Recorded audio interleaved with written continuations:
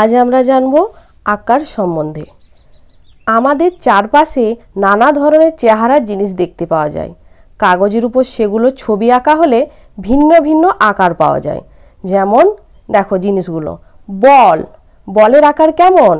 গোল। তারপর লুডুর ছক্কা, লুডুর ছক্কার আকার কেমন? চারকোনা বা চতুর্ভুজ। তারপরে দেখো পিরামিড বা তাঁবু, পিরামিড বা তাঁবুর আকার কেমন? তিন কোনা ত্রিভুজ। ঠিক আছে। তারপরে দেখো ডিম, ডিমের আকার কেমন?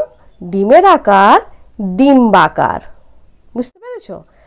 তারপরে দেখো আমাদের চারপাশের প্রতিটি জিনিস রঙিন, নানা রকম রং, যেমন লাল, নীল, হলুদ, সবুজ, কমলা, বেগুনি, খয়েরি, কালো। এর মধ্যে আসল হচ্ছে তিনটি রং, লাল, নীল, হলুদ। ঠিক আছে।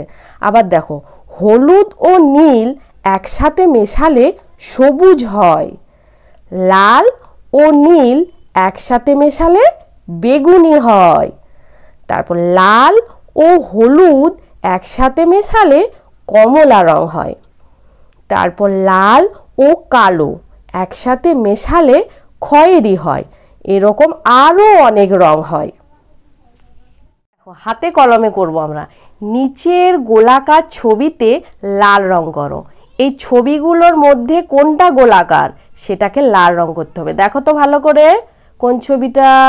হ্যাঁ, এই ছবিটা। এই ছবিটা হচ্ছে গোল, তাই একে আমরা লাল রং করব। ঠিক আছে।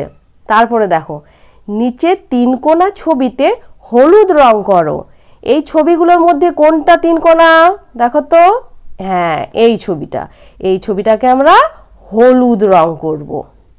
তারপরে দেখো নিচের চারকোনা ছবিতে সবুজ রং করো।